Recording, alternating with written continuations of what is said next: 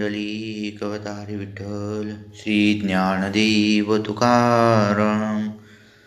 नमो सद्गुरु तुकया ज्ञानदीपा, नमो सद्गुरु सच्चिदानंद रूपा, नमो सद्गुरु भक्त कल्याणमूर्ती, नमो सद्गुरु भास्करा पूर्णकीर्ती। ब्रह्मानंदं परमसुखदं केवलं ज्ञानमूर्ति, द्वन्द्वातीतं गगनसदृशं तत्त्वमस्यादिलक्ष्यम्, एकं नित्यमविमलमचलं सर्वादिसाक्षिभूतं, भावातीतं त्रिगुणरहितं सद्गुरु तन्नमामि। विनायकं गुरुं नौमि साकृनामविश्रुतम्, येषां चरणसान्निध्या जीवा मुक्ता भवन्ति, साग्रे वंशविख्यातं ज्ञानदानपरायणं, विनायकं गुरुं वन्दे भवबन्धविमुक्तये। ज्ञानेषु भगवान् विष्णु, निवृत्ति भगवान् हरः, सोपानु भगवान् ब्रह्म, मुक्ताख्य ब्रह्मचित्कलः। तुकाराम महाभक्तं देवो शत्रुनिवासनं, वैराग्याशी परमूर्ति प्रणमामि पुनः। महायोगपीठे तटे भीमरथ्यां, वरं पुण्डलीकाय दातुं मुनीन्द्रैः, समागत्य तिष्ठन्तमानन्दकन्दं, परब्रह्मलिङ्गं भजे पाण्डुरङ्गं, परब्रह्मलिङ्गं भजे पाण्डुरङ्गं, परब्रह्मलिङ्गं भजे पाण्डुरङ्गम्। पापतापदैन्य जाय उठाउठी, झाली या भेटी हरिदासांची, ऐसे बळ नाही अनेकाचे अंगी, तप तीर्थ जगी दानवरत, चरणीचे रजवंधी शूळ पाणी, नाचती कीर्तनी त्यांचे माता, ऐसे बळ नाही अनेकाचे अंगी, तप तीर्थ जगी दानवरत।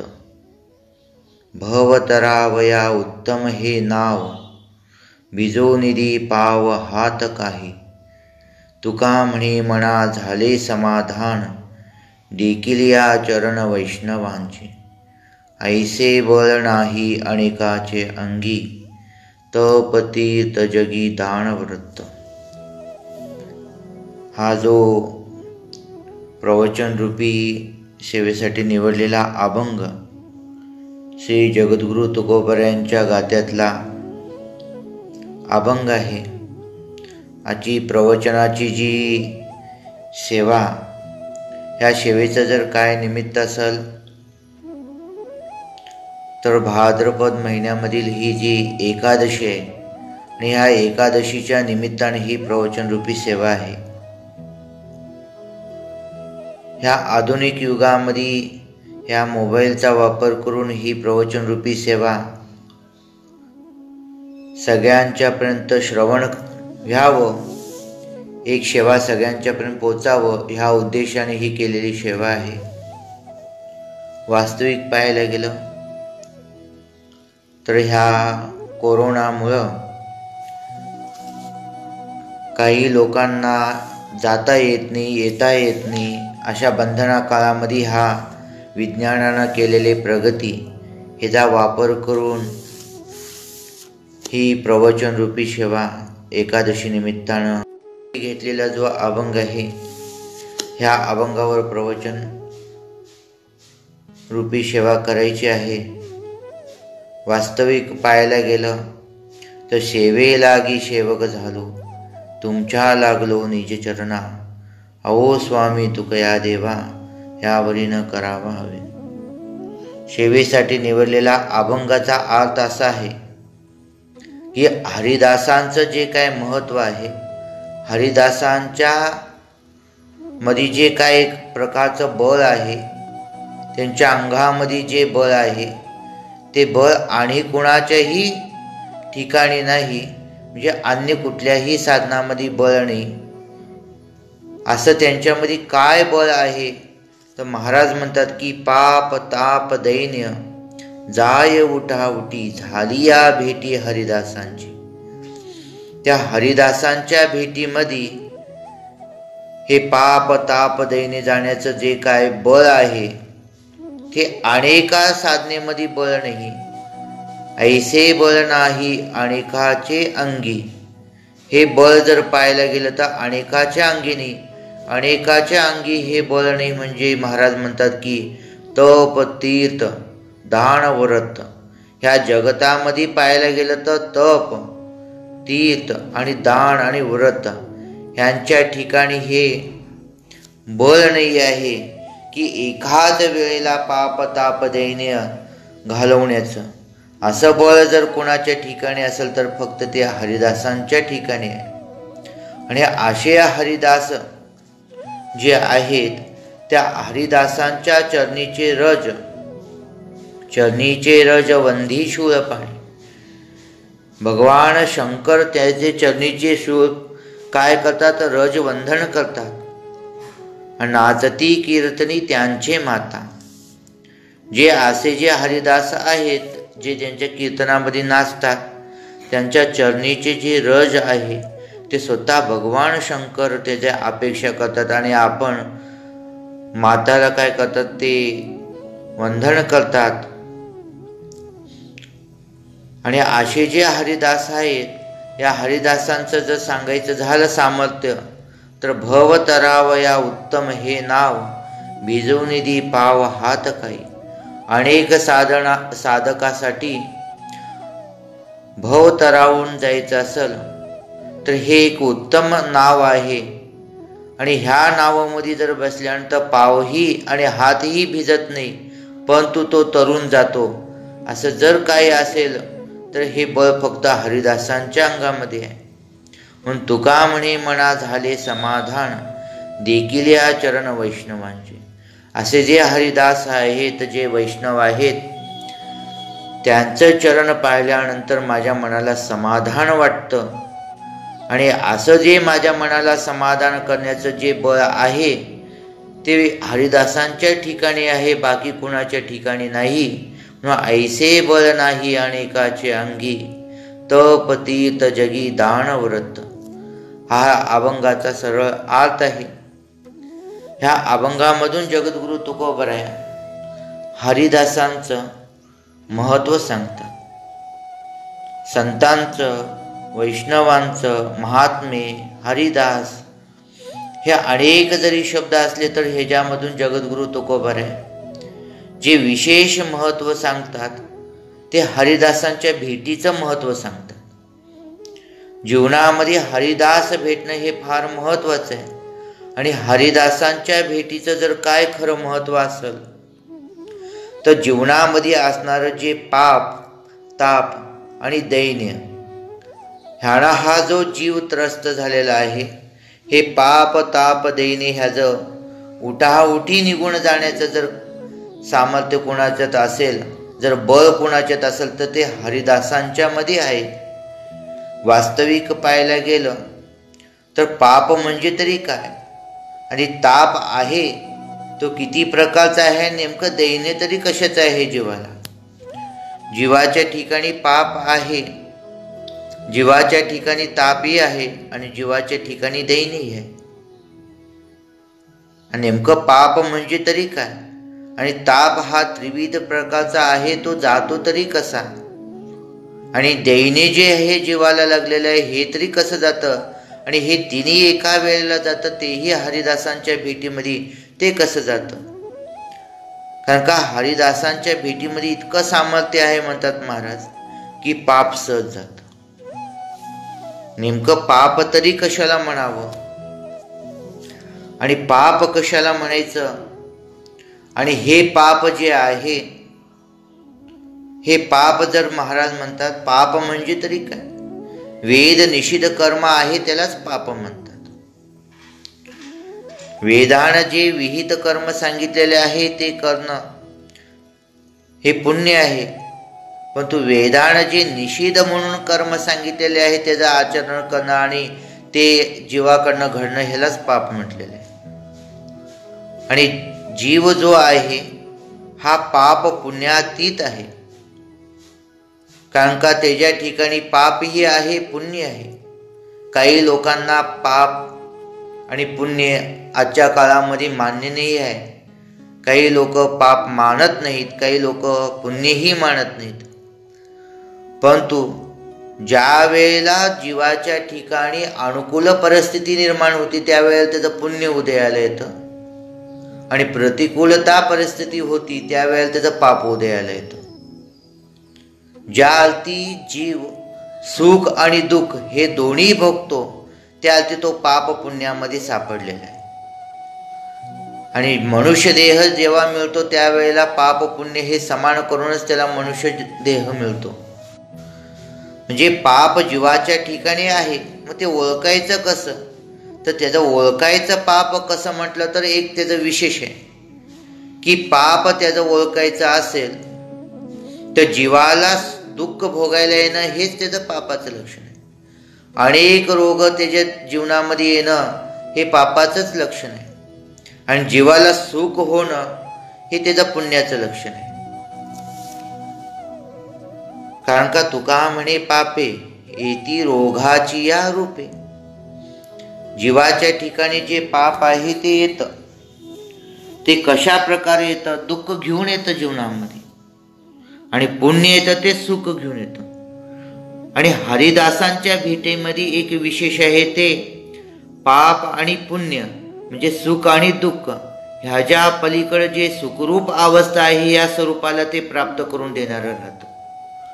म्हणून पाप म्हणजे तरी काय? जे निषिद्ध कर्म म्हणून सांगितलेलं आहे वेदानं, त्याचं आचरण करणं म्हणजे पाप आहे. असं जीवाच्या ठिकाणी जे पाप आहे ते पाप उठाउठी म्हणजे तत्काळ जातं, लागलंच ते पाप निघून जातं. परंतु पाप निघून जाण्यासाठी सुद्धा अनेक साधने आहेत. जसं पंढरपूर जर पाहिलं तर अवघीची पापे जाती दिगांतर, वैकुंठ पंढरी देखली. वैकुंठ पंढरी पाहिल्याबरोबर सगळी पाप जातात. गंगेमध्ये स्नान केल्यानंतर सुद्धा ही पाप जातात. पण तू गंगेमध्ये स्नान केल्यानं पाप जात असेल, पंढरपूर पाहिल्यानं पाप जरी जात असेल, मग विशेष हरिदासांच्या भेटीमध्ये असं जे पाप घालवण्याचं काय महत्व आहे? आणि त्यांच्या भेटीमध्ये जे पाप जातं त्याच्यामध्ये काय विशेष आहे?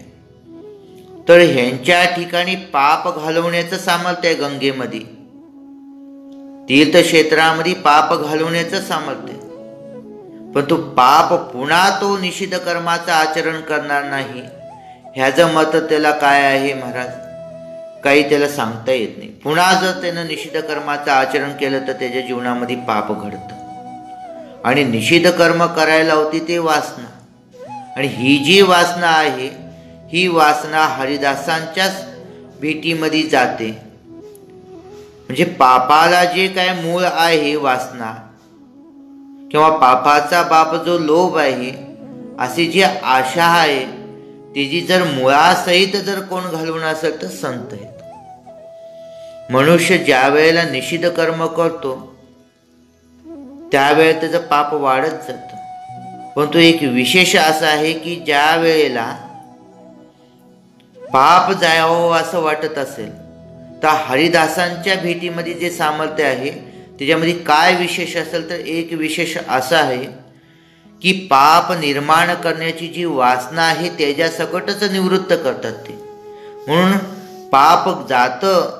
गंगेच्या स्नानामध्ये जरी जाईत असेल, अन्य क्षेत्रामध्ये जरी पाप जात असेल, किंवा काही कर्माचं अनुष्ठान केल्यानेही पाप जात असेल, हे जायत असले तरी पाप करण्याची वृत्ती जी आहे ती मत जाईल आणि त्याची वासना नष्ट होईल असं मत नाही.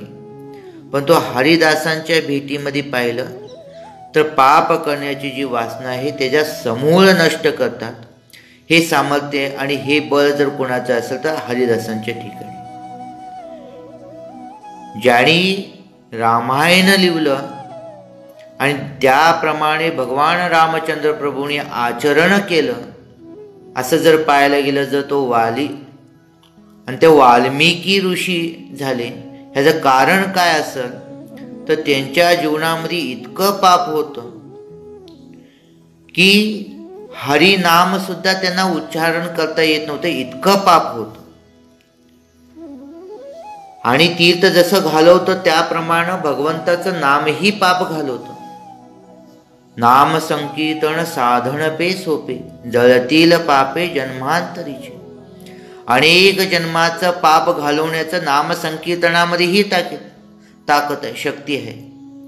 हरी उच्चारणे अनंत पापराशी, जातील लयाशी क्षण मात्र. ज्ञानोबाराय म्हणतात की हरिनामामध्येही इतकं सामर्थ्य आहे की त्याचं उच्चारण केल्यानंतर ते पाप नाहीस जात. मग हरिनाम उच्चारण केल्यानं, नामसंकीर्तन केल्यानं पाप जात असेल, वैकुंठ पंढरी पाहिल्यानं पाप जात असेल, नाहीतर पाप म्हणजे काय, दोषच आहे, मळ दोष. चंद्रभागे करिता स्नान, दोष पळती राणू. एकदा जर चंद्रभागेमध्ये स्नान केलं तर नामदेव महाराज म्हणतात की चंद्रभागेमध्ये स्नान केल्याने हे दोष पळून जातात, म्हणजे पाप पळून जातात.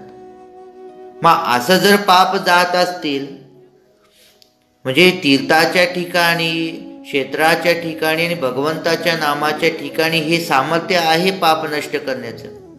पण तो विशेष इथं जर महाराज म्हणत असेल तर हरिदासांच्या भेटीमध्ये का आहे, तर त्याचं कारण आहे की जो वाल्मिकी झाला, जो वाल्मिकी ऋषी झाला, त्या वाल्मिकीच्या ऋषीच्या ठिकाणी इतकं पाप होतं त्या वाल्याच्या ठिकाणी की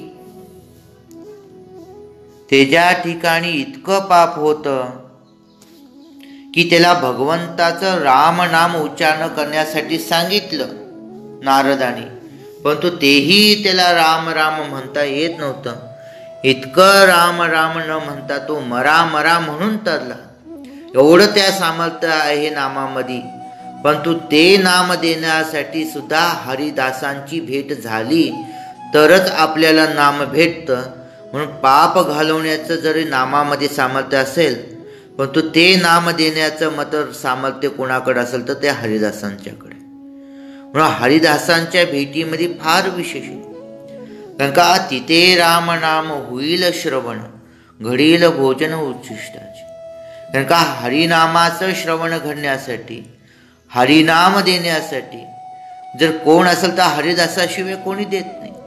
म्हणून पाप जरी नामान जात असेल, तेही नाम जीवाला जर देण्यासाठी कोण असेल तर एक महाराज हे हरिदास आहेत. म्हणून असा हा हरिदासांचा जो महिमा आहे तो अगणित महिमा आहे. म्हणून अशा हा महिमेमध्ये हरिदासांच्या भेटीमध्ये पाप जात.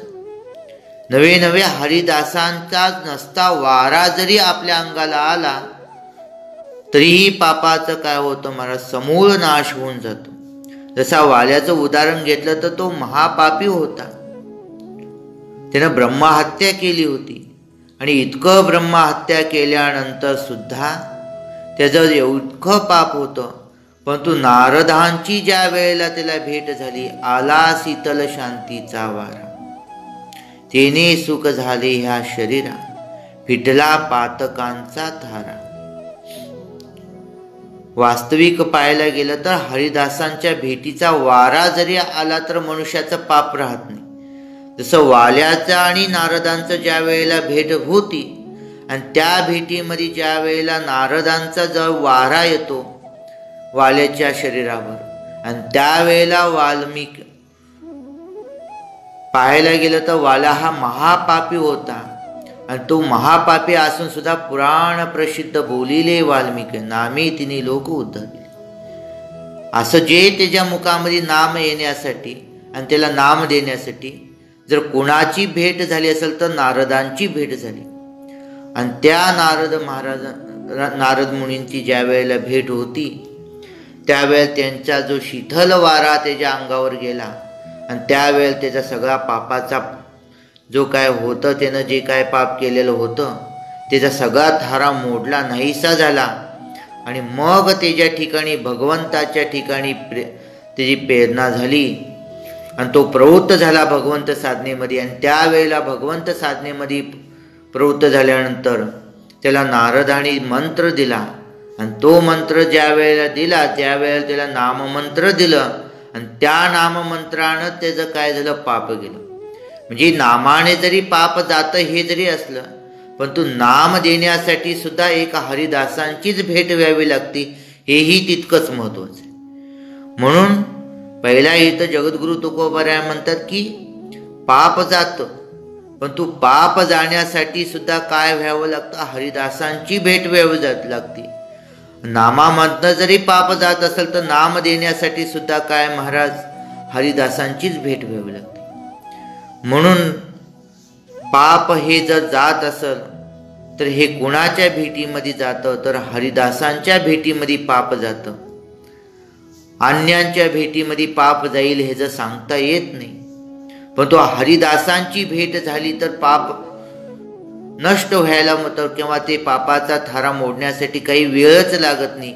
कारण का हरिदासांच्या मुखामध्ये एक भगवंताचं नाम सोडलं तर दुसरं काही महाराज त्यांना साधन माहितीच नाही. तुकोबारायच म्हणतात की आम्ही नामाचे धारकने नो प्रकार अनेक, सर्व भावे एक विठ्ठलची प्रमाण. हरिदासांना एक भगवंताचं नामच माहिती आहे आणि त्यांच्यापाशी कोणी जाईल तिथं फक्त एक रामनामच श्रवण होईल, आणि तिथं रामनाम श्रवण झाल्यामुळं त्या जीवाचा पाप आहे तो जाईल. हे पाप जाईल ह्यातही काही नाही, पण तो पुन्हा पाप गेल्यानंतर तो निषिद्ध कर्म करण्यासाठी प्रवृत्त होणार नाही. त्याचं कारण काय असेल तर पाप करण्यासाठी जी वासना लागते ती वासना सकट त्याचं काय करतात महाराज, नष्ट करतात. आणि असं ह्या हरिदासांच्या भेटीच्या ठिकाणी महाराज सामर्थ्य आहे. म्हणून महाराज म्हणतात की पाप हे जर खरोखर जात असेल तर हरिदासांच्या ठिकाणी जातं, आणि हरिदासांच्या भेटीमध्ये जे पाप जातं ते पुन्हा येत नाही. परंतु अनेक तीर्थामध्ये गेल्यानंतर पाप जातं, परंतु ते जातं तरी कुठं जातं, केलेलं पाप आहे ते पाप तीर्थक्षेत्राच्या बाहेर जातं. कारण का तीर्थक्षेत्राच्या ठिकाणी पापाला परवानगी नाही आहे, परंतु तो मनुष्य, तो जीव जर तीर्थक्षेत्र सोडून परत माघारी फिरला आणि पुन्हा ती जी जर निषिद्ध कर्मामध्ये प्रवृत्त झाली, ते पाप त्याच्या ठिकाणी येऊन बसण्यासाठी उशीर लागत नाही. म्हणजे गंगेमध्ये स्नान केल्यानंतर, चंद्रभागेमध्ये स्नान केल्यानंतर पाप जातं, परंतु ते पाप राणोराणे जाऊन तिथं दडून बसतं.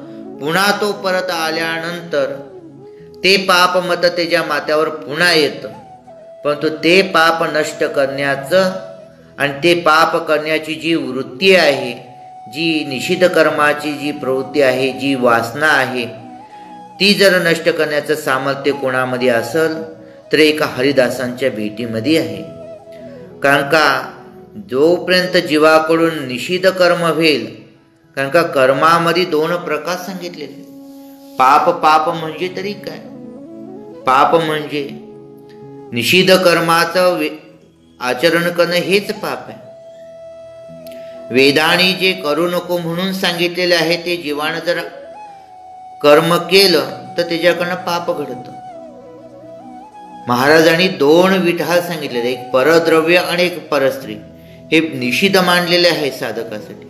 जोपर्यंत परमात्म्याची प्राप्ती होत नाही आणि परमात्म्याची प्राप्ती झाली तरीही अनेक अशी तपश्चर्या केलेली उदाहरणं देता येतील पुराणामधली, की जोपर्यंत त्याच्या ठिकाणी पाप करण्याची वासना आहे, निषिद्ध कर्माची आहे, त्याच्यामध्ये दोन गोष्टी मात्र फार लोकांना छळली, ती म्हणजे एक परद्रव्य आणि एक परस्त्री.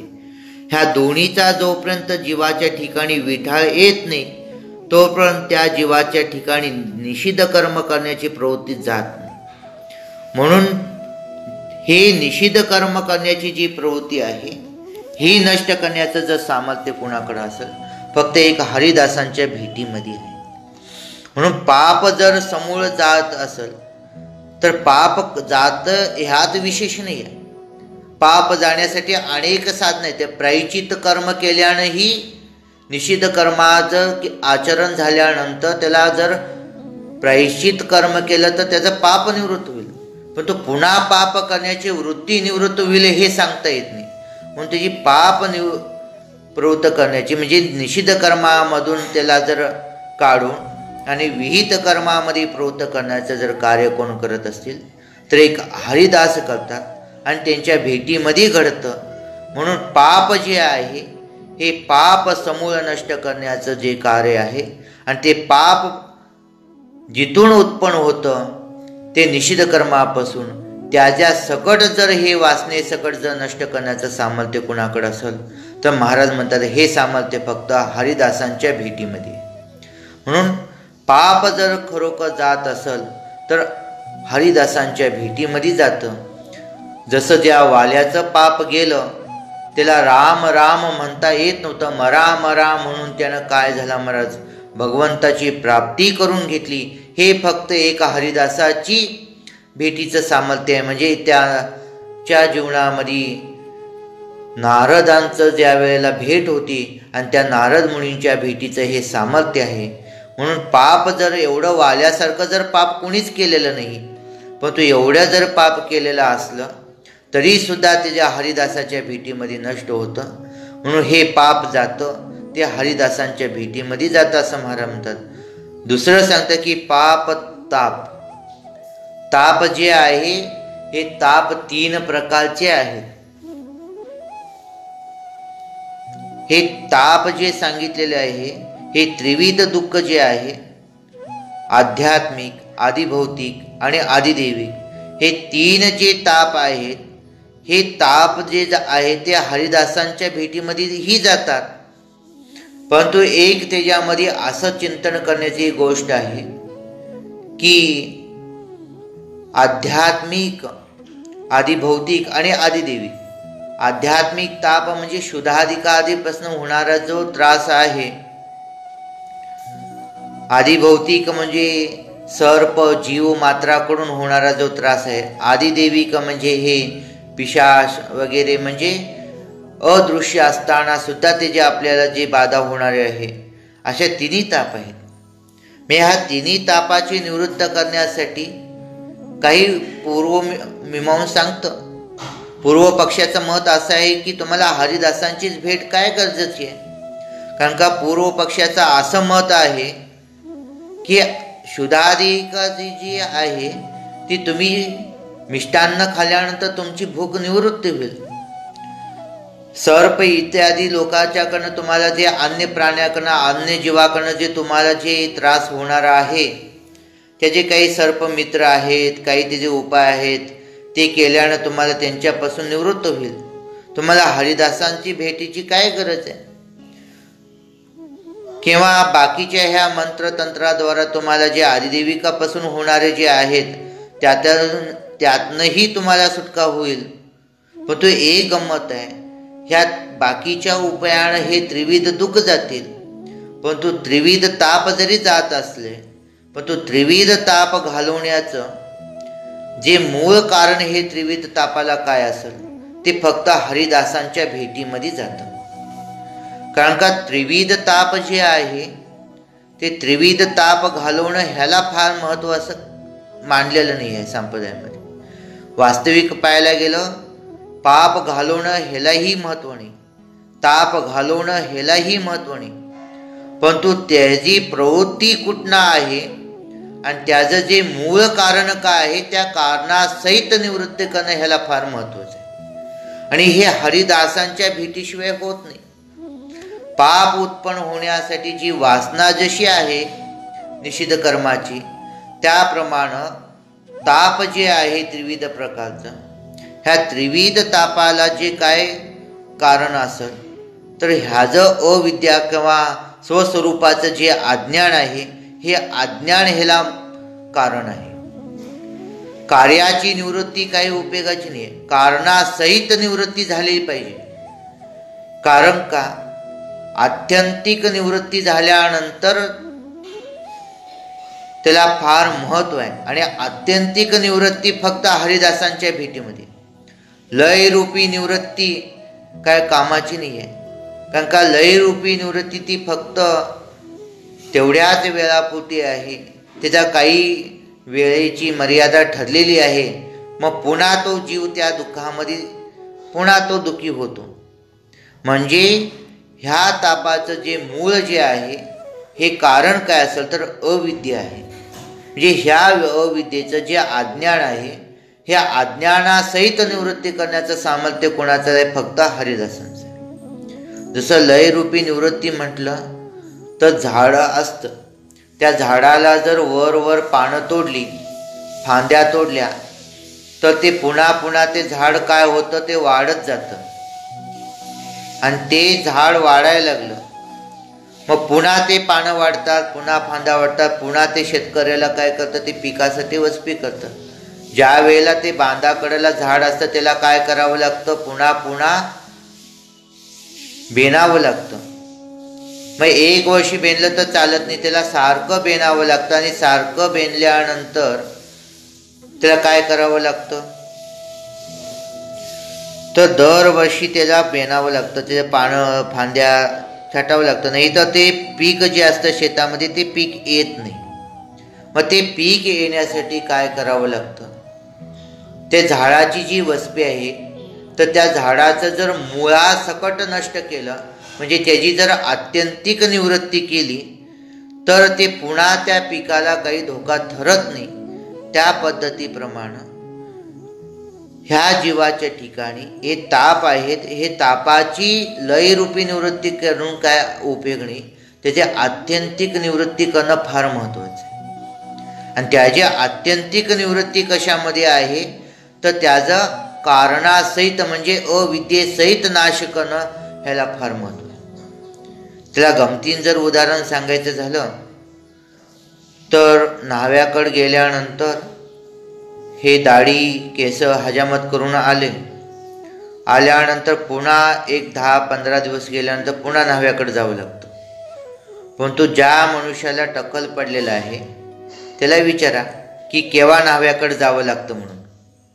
कारण असं आहे, ज्याला टकोल पडलेला आहे त्याला पुन्हा न्हाव्याकडे जावंच लागत नाही. का? त्याचा आत्यंतिक निवृत्ती झालेली आहे. म्हणजे लयरूपी ज्या वेळेला निवृत्ती होती, पुन्हा त्याच्यामध्ये काय करावं होतं? त्या दुःखाच्या निवृत्तीसाठी पुन्हा साधना उपाय करावे लागतात. परंतु जिथं आत्यंतिक निवृत्ती होती तिथं मात्र पुन्हा तिथं साधनेची गरज नाही. म्हणून आत्यंतिक निवृत्ती म्हणजे ह्या त्रिविध तापाचं जर मुख्य काय असेल तर कारण काय असेल तर अविद्या ही जी कारण आहे. आणि अविद्या जर घालवण्याचं सामर्थ्य कोणामध्ये असेल तर म्हणतात ते हरिदासांच्या मध्ये सामर्थ्य. आणि त्यांच्या भेटीमध्ये हे काय होतं महाराज?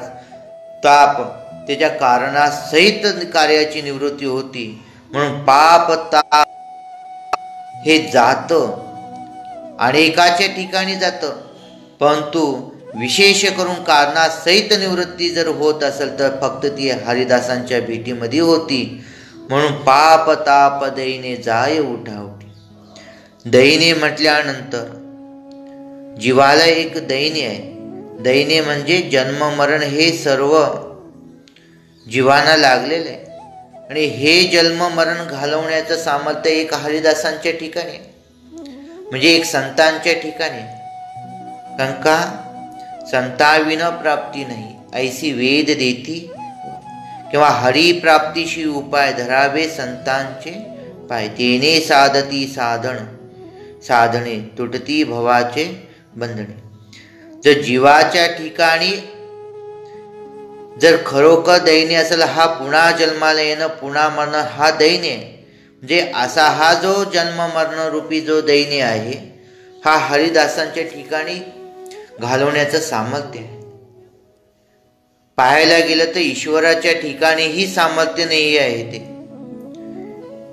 ईश्वराच्या ठिकाणी जर सामर्थ्य असतं तर स्वतः नामदेव महाराजांना भगवंतानी त्यांच्या गुरुकडे विसोबा खेचरांच्याकडे पाठवलं नसतं.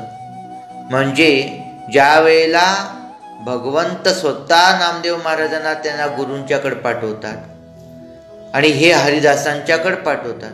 कारण का हरिदासांच्या ठिकाणी हे सामर्थ्य आहे. कारण का वास्तविक पाहायला गेलं तर ईश्वर जो राहतो त्याची सत्ता भिन्न आहे आणि हा जो जीव राहतो हा व्यवहारिक सत्तेत राहतो. आणि विषम सत्तेमध्ये व्यवहार होत नसल्यामुळं त्याला समसत्ता लागते. आणि हरिदास जे आहेत ते पाहायला गेले तर मूळचे वैकुंठातले, येथे उपकारासाठी आले घर ज्या वैकुंठी. ते आपलं मूळ स्थान सोडून ते ह्या व्यवहारिक सत्तेमध्ये येतात आणि पुन्हा ह्या जीवाच्या कल्याणासाठी, जगाच्या उद्धारासाठी किंवा जगाच्या कल्याणा संतांच्या विभूती किंवा अवतार तुम्हा घ्यावया कारण उद्धाराया जन जड जीवा. हा जड जीवांचा जर उद्धार करावा असा वाटत असेल तर पाहायला गेलं तर हे हरिदास आपलं मूळ ठिकाण सोडून ते काय करतात तर इथं ह्या मृत्यू लोकांमध्ये येतात, ह्या व्यवहारिक सत्तेमध्ये येतात आणि ह्या जीवाला लागलेलं जे दैन्य आहे हे दैन्य काय करतात महाराज ते घालवतात. म्हणून विषम सत्तेमध्ये व्यवहार होत नाही. जसे एखाद्या मनुष्याला स्वप्नामध्ये ताण लागली तर आपण झोपत असल्यावर किंवा झोपायला जात असताना आपण तांब्या भरून एक पाणी उशाला ठेवतो आणि ठेवलेलं जे पाणी आहे त्यातलं जर ताण लागली स्वप्नामध्ये प्यावं जरी वाटलं पण तो ताण लागले स्वप्नामध्ये, पाणी आहे जागृतीमध्ये, तो स्वप्न अवस्थेतून जागृतीत आल्याशिवाय त्याला पाणी पिता येत नाही. तसं सत्ता भिन्न असल्यामुळे तिथंही ईश्वरालाही कार्य करता येत नाही. मग ईश्वराची भेट जरी झाली तर तो हरिदासांचीच भेट करून देतो आणि त्याचं कार्य करतो. म्हणजे हरिदासांच्या भेटीमध्येच हे जन्ममरणाचं दैन्य घालवण्याचं सामर्थ्य आहे. किंवा ज्या वेळेला स्वतः परमात्मा हरिदासा म्हणजे भगवंतच ज्या वेळेला गुरुहून अवताराला येतो त्यावेळेला तर हे कार्य होतं. जसं जगद्गुरु तुकोबारांत माझ्या विठोबाचा कैसा प्रेम भाव आपणची देव होय गुरु. ज्या वेळेला उद्धवाला उपदेश केला आणि अर्जुनाला उपदेश केलं त्यावेळेला भगवंत आले, पण तो आपले सत्तेतून सोडून व्यवहारिक सत्तेमध्ये आले त्यावेळेला उपदेश केले. हे सांगायचं तात्पर्य आहे की हरिदासांच्या मध्ये जे सामर्थ्य आहे ते व्यवहारिक सत्तेमध्ये असल्यामुळं आणि समान सत्तेमध्ये व्यवहार होत असल्यामुळं ह्या हरिदासांच्या भेटीमध्ये हे दैन्य जातं. जीवाच्या ठिकाणी जर खरं दैन्य कसलं असेल तर वास्तविक पाहायला गेलं तर जन्ममरणाचं हे दैन्य. अन्य दैन्य जर व्यवहारामध्ये जर काही असतील तर भरपूर दैन्य आहे, पण तो वास्तविक पाहायला गेलं तर हे जन्ममरण रूपी हे दैन्य जर घालवण्याचं सामर्थ्य कोणाकडे असेल तर हरिदासांच्या ठिकाणी. म्हणून महाराज म्हणतात की पाप ताप दैन्य जाय उठाउठी. हे उठाउठीच आहे, म्हणजे उठाउठी म्हणजे तत्काळ ते पाप ताप दैन्य जातं. आणि उठाउठी जाय म्हणण्यामध्ये एक तात्पर्य असं आहे की पापही तत्क्षणी जातं, तापही त्या क्षणी जातं, दैन्यही त्या क्षणी जातं. त्या क्षणी जातं म्हणजे केव्हा जातं? झाली या भेटी हरिदासांची. त्यांची केवळ भेट झाल्याबरोबर त्यांचं दैन्य आणि ताप आणि पाप निघून जातं. फक्त त्यांची भेट झाली पाहिजे. जीवाला हरिदासांची भेट होणं हे एक फार महत्वाची गोष्ट आहे. कारण का हरिदासांची भेट होणं म्हणजे हे सामान्य गोष्ट नाही आहे. वास्तविक पाहायला गेलं ईश्वराची भेट होणं हे सोपं आहे, पण तो ईश्वराची भेटीनंतर सुद्धा हरिदासांची भेट ही शेवटची पायरी आहे. कारण का ईश्वर कृपेनंतरच संत कृपा सांगितलेली आहे, सद्गुरु कृपा सांगितलेली आहे. ह्याच्या अगोदर ही अंतकर्ण कृपा शास्त्र कृपा सांगितलेली आहे. पण तो अंतकर्ण कृपा शास्त्र कृपा जरी झाली त्यानंतर जर पाहायला गेलं तर ज्या वेळेला हरिकृपा होती, ईश्वर कृपा होती, त्यावेळेलाच महाराज ह्या संतांची कृपा होती. कारण का हरिदासांची भेट होणं हे काही सामान्य गोष्ट नाही आहे. त्याला अनेक जन्माचं पुण्य उदयाला यावं लागतं, अनेक जन्माचं पुण्य फळाला यावं लागतं, त्यावेळेला हरिदासांची भेट होती. वास्तविक पाहायला गेलं तर त्याला अनेक प्रमाण देता येते, पण तो हरिदासांच्या भेटीचं एक महत्व सांगायचं गेलं तर बहु अवघड आहे संत भेटी, परी जगजेटी करुणा केली. त्या जगजेटीनं जर करुणा केली तरच महाराज काय होईल, ह्या हरिदासांची भेट होईल. नाहीतर या हरिदासांची भेट होणं शक्य नाही. कारण का ईश्वर कृपेनंतर हरिदासांची भेट आहे. आणि जोपर्यंत महाराज हरिदास हे भेटत नाहीत तोपर्यंत कुणालाही हरिदास म्हणून त्यांच्या डोक्यावर मस्तक ठेवण्या अगोदर जीवानं 1000 वेळा विचार करावं आणि थोडं थांबावं. त्यानं काय करावं जीवान? तर त्या जीवानं फक्त नामसंकीर्तन करावं. त्या नामसंकीर्तनाच्या जोरावर त्याला हरीची भेट होईल, म्हणजे ईश्वर प्राप्ती होईल, ईश्वराची कृपा होईल. आणि मग तो ईश्वर काय करेल? त्याला हरिदासांची भेट घालून देईल. कारण का हरिदास जरी जवळ आले, हे हरिदासच आहेत असं कळतं येईल. कारण का हरिदास म्हणजे तरी काय, आणि त्यांची भेट होणं इतकं नाही महाराज. त्याला भगवंताची भेट होण्यासाठी जेवढं पुण्य लागतं त्याच्यापेक्षा दुप्पट पुण्य हरिदासांच्या भेटीसाठी लागतं. आणि ते भेटल्यानंतर हेच हरिदास आहेत आणि त्यांच्या ठिकाणी आपलं विश्वास राहणं ही तितकंच महत्वाचं आहे. कारण का संतांचे पायी हा माझा विश्वास, सर्व भावे दास झालो त्यांचा. त्यांच्या ठिकाणी विश्वासही तितका निर्माण होण्यासाठी तेवढंच अंतःकरणाची शुद्धता पाहिजे. आणि त्यांची हरिदास भेटल्यानंतर काया वाचा मनानं विष्णुदास होणं आणि तणू म्हणू जीवे चरणाशी लागावे, हे जे आहे ह्या सगळ्या दुर्लभता आहेत. ह्या सगळ्या साध्य होतील त्यावेळेला पाप ताप दैन्य जाय उठवते, तोपर्यंत नाही. जोपर्यंत हरिदासांची भेट झाली नसता हरिदासांची भेट झाल्यावर जाईल असं नाही महाराज. पण तो हरिदासांची भेट झाल्यानंतर ते हरिदास त्या स्वरूपानं कळावे. आणि त्या हरिदास त्या स्वरूपानं कळल्यानंतर त्यांच्या ठिकाणी महाराज हा काया वाचा मनेनं त्यांचा दास झाला पाहिजे. आणि त्यांचे दासत्व पत्करल्यानंतर त्यांची कृपा झाल्यानंतर मग पाप ताप दैन्य जाय उठाउठी, तोपर्यंत नाही.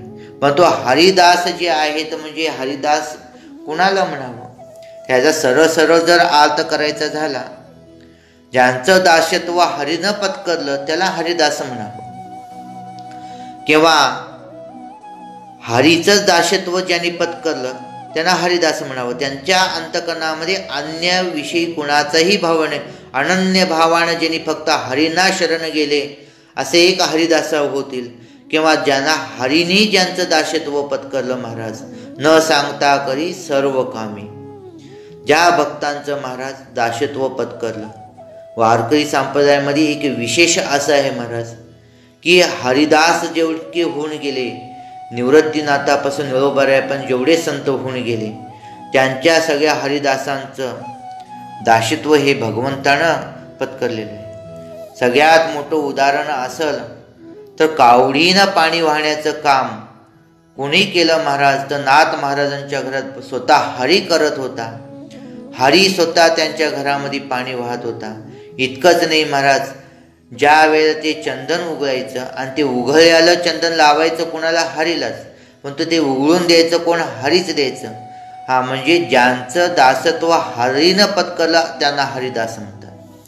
आणि हरी कुणाचंही दासत्व पत्करत नाही. ज्यांचा अनन्य भाव आणि फक्त एक प्रेम भगवंताच्या ठिकाणी झालेला आहे, त्यांना एक भगवंत सोडून त्यांचा अन्य काही विषयच नाही. विषय तो त्यांचा झाला नारायण, नावडे जन धन माता पिता.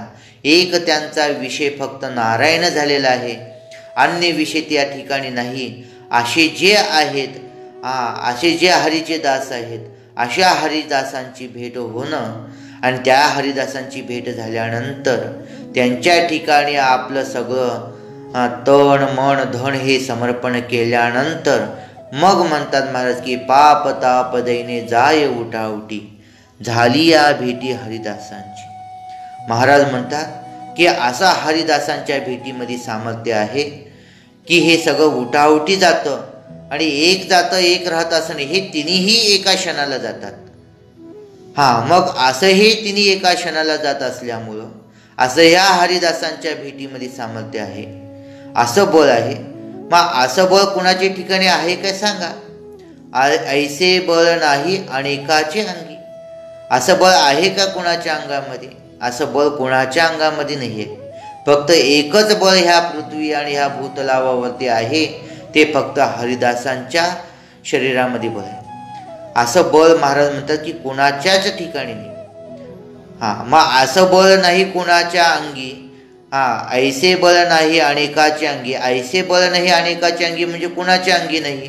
तर महाराज स्पष्ट उद्गार करतात की तपाच्या अंगी नाही, तीर्थाच्या अंगी नाही, दानाच्या अंगी नाही आणि व्रताच्या अंगी नाही.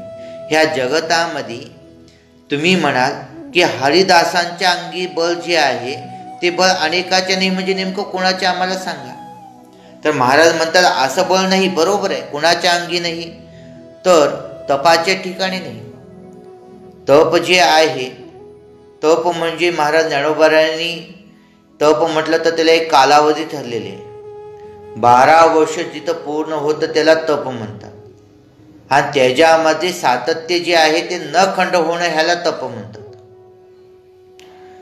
आणि असं तप जरी केलं तर त्या तपामध्ये जे बळ नाही ते हरिदासांच्या भेटीमध्ये बळ आहे. आणि जगतामध्ये तीर्थ आहेत, त्या तीर्थाच्या ठिकाणी जे बळ नाही ते हरिदासांच्या ठिकाणी बळ आहे. कारण का तप केल्यानं अनेकांच्या ठिकाणी महाराज किती तपे लोक झाली त्याच्यामध्ये जर सांगायचं झालं तर महाराज हजारो वर्ष तप करणारे पण तू क्षण आलदामध्ये भुलणारे असे जे काही ऋषी होऊन गेले, ह्याचं जर उदाहरण पाहायचं असेल तर जगद्गुरु तुकोबा म्हणतात, तुका म्हणे नाही विश्वास ज्या म्हणे आणि पाहावे पुराणे विचारणे.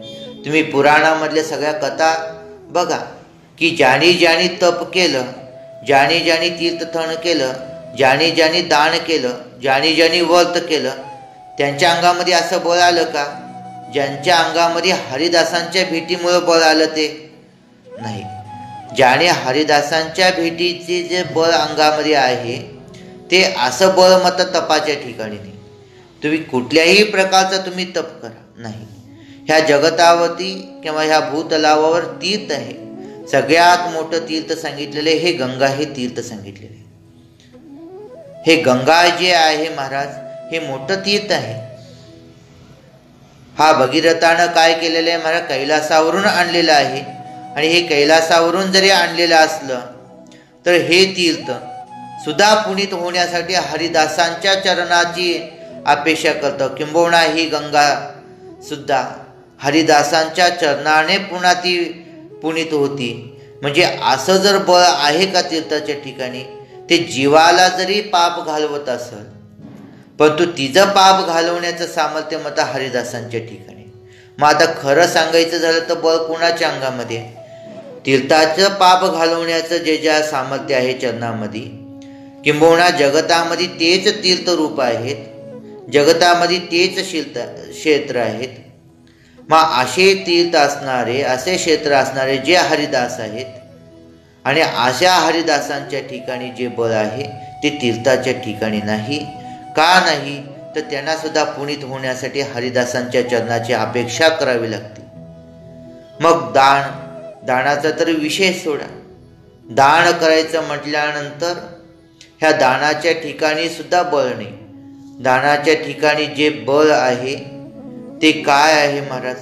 भगवंताला बळीनं दान करून त्याला द्वारपाल करून ठेवलं, परंतु भगवंत स्वरूप होऊन राहणं मात्र इतकं सामर्थ्य नाही दानामध्ये. हे जर सामर्थ्य कसं असेल तर हरिदासांच्या भेटीमध्ये महाराज त्यांच्या अंगामध्ये इतकं बळ आहे की त्यालाच भगवंत करून ठेवतात. किंबहुना भगवंतापेक्षाही एक काकण अधिक करून ठेवण्याचं सामर्थ्य जर कोणामध्ये असेल तर हरिदासांच्या भेटीमध्ये आहे. म्हणून म्हणतात की जगतामध्ये दानामध्ये सुद्धा एवढं बळ नाही, व्रतामध्ये सुद्धा इतकं बळ नाही. व्रतानं काही लोकांची प्राप्ती होईल परंतु तेही लोक सगळीकडं प्राप्त करून देण्याचं जर असेल आणि सगळीकडं वैकुंठ भुवन जर पाहायचं असेल तर हरिदासांच्या ठिकाणी सामर्थ्य आहे. म्हणून असं जे बळ हरिदासांच्या अंगामध्ये आहे ते अनेकांच्या अंगामध्ये नाही, अनेकाच्या अंगामध्ये नाही म्हणण्यासाठी मुख्यत्वानं 4 सांगितलेले आहेत महाराजांनी. ते म्हणजे तप, तीर्थ, दान आणि व्रत. असे ह्या 4ही ठिकाणी नाही आहे म्हणतात. आणि असं जे हरिदासांचं बळ आहे अंगामध्ये, असे हरिदास त्या बळाच्या द्वारा काय करतात महाराज? आणि त्यांचे बळ इतकं आहे की आपल्या संप्रदायामध्ये जे आद्य सांगितलेले आहेत, आदिनाथ उमा बीज प्रगटले मचंद्र लादले सहजस्थिती, आपले जे आद्य गुरु जर आहेत भगवान श्री शंकर, ज्यांना शूळ पाणी इथं असं जगद्गुरु तुकोबऱ्याने शब्द वापरलेला आहे, हे भगवान श्री शंकर काय करतात महाराज, त्यांच्या चरणीची धूळ भगवान शंकर आपल्या मस्तकावर घेऊन वंदन करतात. एवढं त्यांनी मस्तकावर ते वंदन करण्यासारखं काय आहे तर नाचती कीर्तनी त्याचे माथा. हे जे हरिदास आहेत ह्यांचं हे सगळं बळ येण्याचं सामर्थ्य काय आहे तर एक नाम संकीर्तन आणि हरिकीर्तन हेच त्यांचं सामर्थ्य आहे. त्या हरिकीर्तनामध्ये महाराज नाचतात.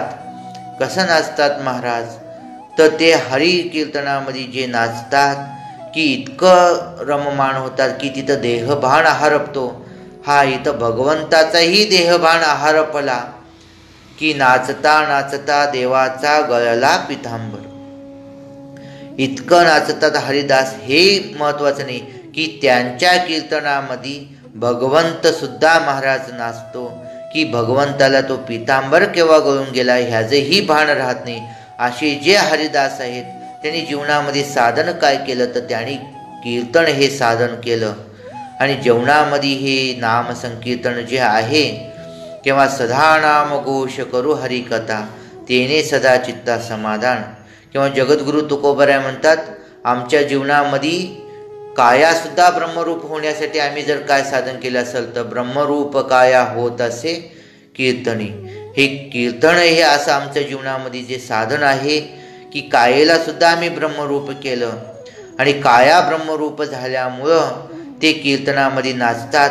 आणि ते कीर्तनामध्ये जिथं जिथं नाचतात त्या कीर्तनाचे रज ज्या चरणीचे जे रज आहे ते स्वतः भगवान शंकर काय करतात आपल्या मस्तकावर धारण करतात आणि आपल्या मस्तकाला धारण करतात. आणि हे जे वैष्णव आहेत हे भव नदीतून तरुण जाण्याकरता एक उत्तम नाव आहेत. ते शरण आलेल्या साधकांना या भव नदीतून सहज तारतात. तर कसे तारतात, भव तरावया उत्तम हे नाव, त्यांना उत्तम नाव असं म्हटलेलं आहे, उपमा दिलेली आहे. जसं नाव काय करते, नावामध्ये आपण बसलो आणि नदीच्या अलीकडून पलीकडे जायचं असेल तर आपले पाय काही भिजत नाही, हात काही भिजत नाही. तसं भिजो निधी पाव हात काही. विशेष आहे की नदीच्या पलीकडेही जायचं. इथं भव ह्या शब्दाचा अर्थ हा जन्ममरण रूपीचा संसार आहे. हा मोठा भवरूपी जो संसारातून तरुण जायचं आहे. तेषामहम समुद्रता मृत्यू संसार सागरात, असा जो मृत्यू संसार रूपी जो सागर आहे ह्यातून तरुण जाण्यासाठी हात न भिजता पाव न भिजता ह्यातून तरुण जाण्यासाठी जर उत्तम प्रकारचे नाव काय असेल तर हे हरिदास आहेत. कारण का गंमत आहे, हरिदासांच्या भेटीच्या ठिकाणी ह्या जन्ममरण रूपी भवरूपी सागराचे आत्यंतिक अभाव आहे. त्यांच्या ठिकाणी आत्यंतिक अभाव असल्यामुळं तिथं कोणीही जरी गेला तर त्याला सुद्धा तिथं काय जन्ममरण राहत नाही. म्हणून तिथं भिजो निधी पाव हात काही. आणि असे जे हरिदास आहेत आणि अशा हरिदासांच्या ठिकाणी तुकोबाऱ्या आपलं मनाच्या ठिकाणी झालेले जे समाधान आहे ते व्यक्त करतात. की महाराज म्हणतात तुका म्हणे मना झाले समाधान देखील या चरण वैष्णवांचे. महाराज म्हणतात की त्यांच्या बळामध्ये इतकं सामर्थ्य आहे की पाप ताप देणे उठाउठी जातच त्यांच्या भेटीमध्ये. इतकंच नाही तर त्यांच्या चरणाची रजकणू सुद्धा भगवान श्री शंकर मस्तकावर धारण करतात. इतकंच नाही, साधकांना तरुण जाण्यासाठी महाराज हात पाव काही भिजायचंही कारण नाही, काही कष्टाविना ते सहज तरुण जातात. फक्त त्या हरिदासांच्या भेटीमुळं, त्यांच्या कृपादृष्टीनं नसतात पाहिल्यानं किंवा त्यांच्या आलिंगनानं किंवा महाराज त्यांचं कृपादृष्टीच्या द्वारा ते सहज तरुण जातात. हरिदासांच्या इतकं सामर्थ्य त्यांच्या आहे. आणि त्यांच्या सामर्थ्याचा जर काय परिणाम मला झाला असेल तर तुका म्हणे मना झाले समाधान. आता माझ्या मनाला समाधान झाले म्हणतात. देखील या चरण वैष्णवांचे, अशा हरिदासांचं, अशा वैष्णवांचं जर मला दर्शन झालं तर माझ्या मनाला समाधान झालं. किंबहुना कोणाच्या भेटीमध्ये समाधान कोणाला होईल ही गोष्ट आजच्या युगामध्ये पाहायला गेलं तर फार अवघड आहे. एखादा जर लोभी मनुष्य असेल आणि एखाद्या धनवान माणसाची जर त्याला भेट झाली तर त्याला समाधान वाटतं, त्यात काय अर्थ नाही. तो काय करेल, फक्त काही दिवसाची सोय लावेल. परंतु काही लोकांना स्तुती करणारी लोक जर भेटली तर त्यांच्याही मनाला समाधान वाटतं, परंतु ती स्तुती काय तरुण जाण्याला उपयोगी नाही. परंतु महाराज म्हणतात, असे हे चरण मी वैष्णवांचं पाहिलं. चरणराम त्यांचं जे मीनं हे वैष्णवांचं स्वरूप म्हणजे हे बळरूपी जे मीनं स्वरूप पाहिलं, ह्या बळरूपी स्वरूप पाहिल्याने जे काय माझ्या मनाला समाधान झालं, ह्या समाधान फार वेगळं आहे. आणि बाकीचा हा सामान्य जीव मानणाऱ्या समाधानामध्ये फार वेगळं आहे. कारण का सामान्य जीव कशामध्ये समाधान मानल, त्याचं मन कशामध्ये समाधान होईल ही इतरांची गोष्ट वेगळी आहे. ह्या विषयामध्ये समाधान मानणारे फार वेगळे आहेत, परंतु परमार्थामध्ये समाधान मानणारे आणि ह्या परमात्म्यापेक्षाही ते परमात्म्याचे अत्यंतिक प्रिय असणारे असे जे वैष्णव आहेत, त्यांच्या मध्ये दर्शन होण्यामध्ये जे समाधान आहे ते तुकोबऱ्या म्हणतात, मला आज झालं. तुका म्हणे मना झाले समाधान, देखील या चरण वैष्णवांचे. महाराज म्हणतात की असे जे वैष्णव आहेत त्या वैष्णवांचं मीनं दर्शन घेतलं, त्यांचं मला स्वरूपाचं दर्शन झालं, त्यांच्या बळाची मला ही अनुभूती आली आणि माझ्या मनाला समाधान झालं. किंबहुना मनाला समाधान घ्यावं असं वाटत असेल तर एक हरिदासांच्या अंगामध्ये जे बळ आहे ते बळ अनेक कुठे ठिकाणी नाही. म्हणून आजची ही प्रवचन रूपीमध्ये एक हरिदासांचं महत्त्व सांगतात. हरिदास म्हणा, संत म्हणा, वैष्णव म्हणा, नामधारक वैष्णव म्हणा, या अनेक शब्द आहेत. ह्याच्यामध्ये महात्म्य म्हणा, तो असे जे हरिदासांच्या भेटीमध्ये जे बळ आहे ते अनेक त्यांच्या हरिदासांच्या भेटीमधलं महात्म्य बळ हे जे काय आहे हे अनेक कुठ्या ठिकाणी नाही. म्हणून महाराज म्हणतात की असा हरिदासांच्या बळाच्यामुळं माझ्या मनाला समाधान झालं आणि त्यांच्या चरण मला पाहायला मिळालं आणि त्यांच्या चरणाचं दर्शन झालं, हेच माझ्या जीवनामध्ये भाग्य आहे.